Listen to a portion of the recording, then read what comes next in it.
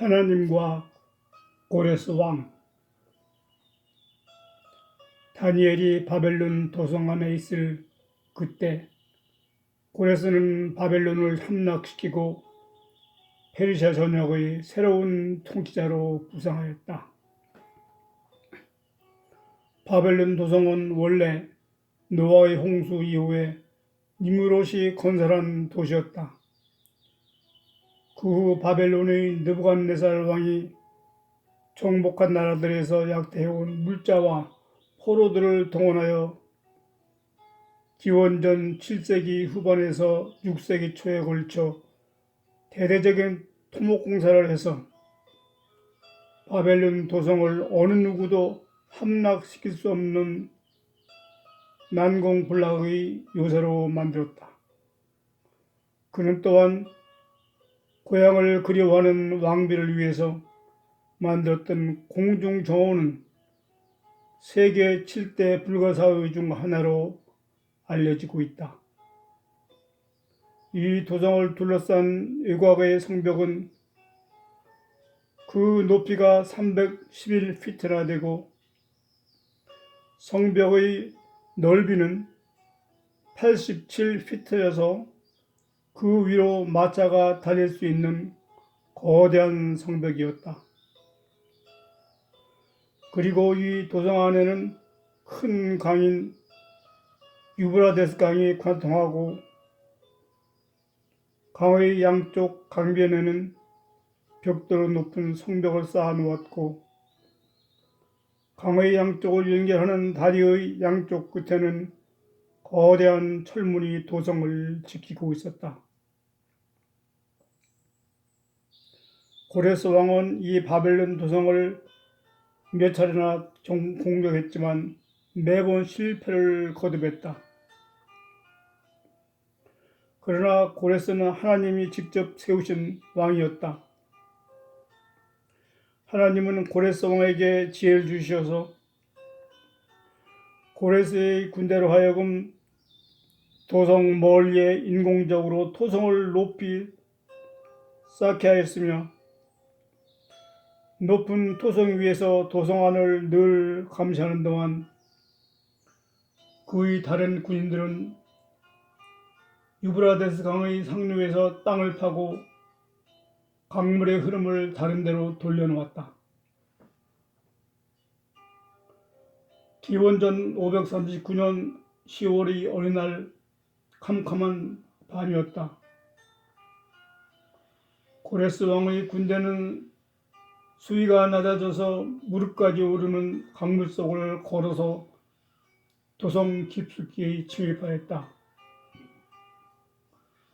그리고 다리의 끝에 세워놓은 커다란 철문 밑으로 기어 올라가서 도성의 시내로 질주하였다. 그런데 놀랍게도 성문을 지키는 경비병은 한 사람도 없었고 시내로 들어가는 모든 문은 활짝 열려 있었다. 만일 그날 밤 강변을 지키는 경비병들이 강물의 이상한 흐름을 발견하고 경계를 철저히 했더라면 얕은 물속을 걸어오는 고레스의 군인들은 강의 양쪽 성벽에서 쏘아대는 화살과 창으로 모두가 전멸했을 것이다. 그러면 그날 밤에 바벨론 도성의 궁궐 안에서는 무슨 일이 있었던 것일까? 그때 궁궐 안에서는 벨사살 왕이 공직에 있는 높은 사람들, 높은 계급의 군인들, 그리고 지방 장관들을 초대하고 1000여 명이 모여 큰 향연을 즐기고 있었다. 당시 통치자인 나보니두스 왕이 멀리 아라비아의 북서쪽에 위치한 테이마 오아시스에서 요양을 하고 있을 때 그의 아들인 벨사살이 임시로 왕의 권한을 대행하면서 베푼 향연이었다. 향연이 한참 무렵고 있을 때 벨사살 왕은 위대한 바벨론 제국을 자랑하고 싶은 마음이 있었을까? 아니면 태양의 신 마두룩을 믿는 그들이 이스라엘이 여호와 하나님을 경배하려는 마음이 있었을까? 선왕 느부갓네살 왕이 유다를 정복하고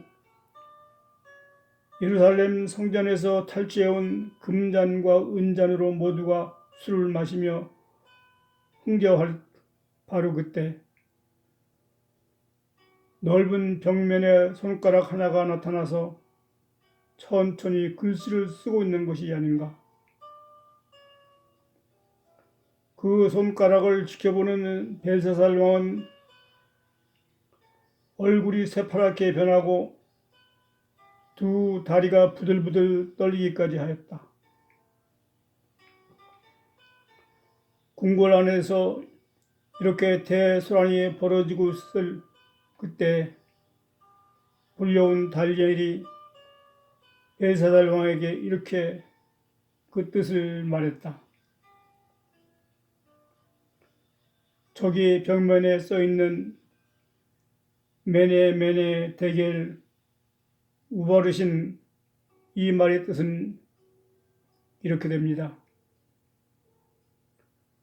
하나님의 저울로 전하를 달아보니 너무도 가벼워서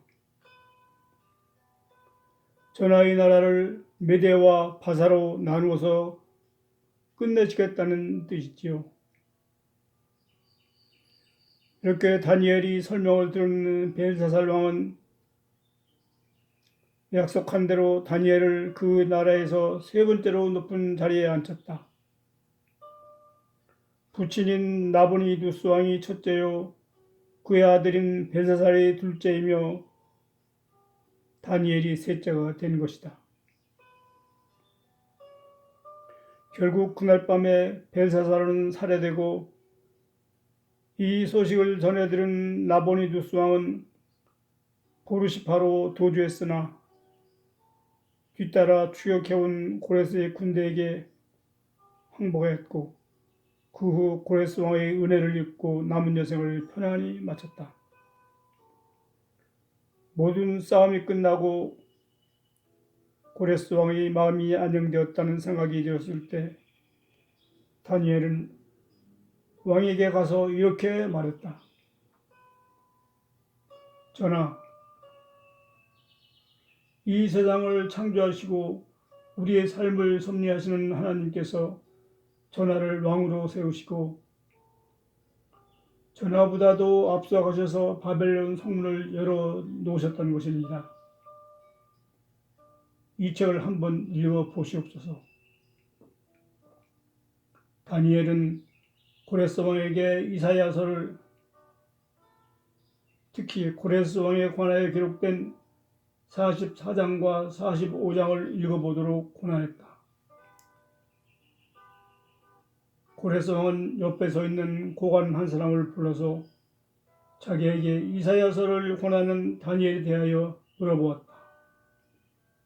그 고관은 다니엘이 기원전 605년 바벨론의 느부갓네살 왕 때에 끌려온 포로였으며 그는 느부갓네살 왕이 꿈에 본 금신상을 해몽해 주었고 또 사자굴에서도 살아남았던 이야기를 들려주었다. 고레스 왕은 다니엘이 이사야서 44장의 마지막을 펼쳐놓고 설명하는 말에 귀를 기울였다. 우리 하나님은 이사야 선지자에게 이렇게 말씀하셨습니다. 내가 이제 고레스에게 새 임무를 준다. 내가 그를 내 백성의 목자로 삼아서 내가 기쁘게 하려는 일을 그가 모두 실행할 것이다. 그래서 그는 이런 명령을 내릴 것이다. 예루살렘을 재건하고 성전을 다시 세워라. 그리고 나서 다니엘은 다시 이사야서의 45장을 열었다. 우리 하나님께서는 이런 말씀도 하셨습니다. 내가 그를 선택하여 왕으로 세워놓았다. 내가 그와 함께 있으면서 그를 도와주고 내가 그의 앞에서 세계 만민을 굴복시키며 모든 왕들이 권세를 빼앗아 그에게 넘겨주겠다. 그리고 이사야 선지자는 하나님께서 전하에게도 직접 이런 말씀을 하셨다고 했습니다. 내가 내 앞에 먼저 가서 모든 장애물을 제거하겠다. 청동의 성문들도 내가 산산조각으로 박살을 내버리고 무쇠빗장도 부러뜨리겠다. 너는 나를 알지 못하겠지만 나는 너를 불러서 영광스러운 칭호를 내게 주겠다. 전하께서는 혹시 꿈속에서 그나마 이런 이상을 보셨는지요? 나도 이미 알고 있었소. 언젠가 비몽사몽간에 지금 내게 한 그 말을 듣고 내게 그런 말씀을 하시는 분이 바로 당신들이 섬기는 하나님이신 것을 이미 알고 있었소. 그리고 이 바벨론 두성을 그렇게 쉽게 함락시킬 수 있었던 것은 분명히 당신들이 하나님께서 도와주셨다고 믿고 있어. 다니엘은 고레스 왕의 말을 듣는 순간 천사장 미가엘이 생각났다. 고레스 왕보다 먼저 와서 모든 성문을 열어둔 것은 분명히 하나님께서 보내신 미가엘이 한 일이었다. 다니엘은 또 계속해서 이렇게 말했다. 이사야 선지자는 전하께서 태어나시기 150여 년 전에 하나님께서 전하에 관하여 보여주신 이상을 사람들에게 전하였었지요. 고레스 왕은 자기도 꿈속에서 이스라엘 하나님의 말씀을 들어본 경험을 생각하면서 이사야의 글이 참되다고 믿게 되었다. 그리고 자기는 모든 민족을 사랑하며 열국의 백성을 지혜롭게 다스려야 할 운명을 지니고 태어났음을 깨닫게 되었다. 고레스 왕은 바벨론을 멸망시킨 다음에 즉 기원전 538년에 모든 유대인에게 교환령을 내렸다. 제일 먼저 유다의 왕족인 스룹바벨이 유대인 4만여 명을 인솔해서 귀환할 때 고레스 왕은 그들이 안전하게 귀환할 수 있도록 전폭적인 그리고 경제적인 지원을 했을 뿐만 아니라 예루살렘과 성전을 재건할 수 있도록 모든 물자를 제공하였다. 또한 어느 누구도 예루살렘과 성전을 제거하는 일을 방해하지 않도록 특별히 조서를 내리기도 하였다. 이처럼 그들이 정복한 피정복민족을 관대하게 대할 수 있는 마음은 하나님께서 주시지 않는다면 불가능한 일이었다. 현재의 이런 영토에서 발굴된 원통형의 고레스 시린더에 기록된 왕의 치적을 보면 그는 실로 역사상 가장 인간을 사랑했던 통치자였다. 고레스 왕이 태어나기도 전 150여 년 전 이사야에게 주신 하나님의 이상이 훗날 고레스 왕에게 성령 그대로 나타난 것을 볼 때 우리는 하나님이 살아계신 것과 성경에 기록된 모든 내용이 진실임을 다시 한번 확인하게 된다. 기원전 400년경 소크라테스의 제자 중에 한 사람이며 역사가인 크세노프는 고레스의 어린 시절을 이렇게 시작하면서 불후의 명저서인 고레스의 교육이라는 책을 썼다. 메디아의 왕 아스티아게스는 12살 된 예손자 고레스를 불러와서 진수성찬으로 잔치를 벌였다. 그때 고레스는 할아버지에게 이렇게 물었다. 이 음식을 모두 제가 다 먹어도 되나요? 아, 그럼. 이 말을 들은 어린 고레스는 궁중에 있는 남녀 모든 일꾼들에게 그 음식을 모두 다 나누어 주었다.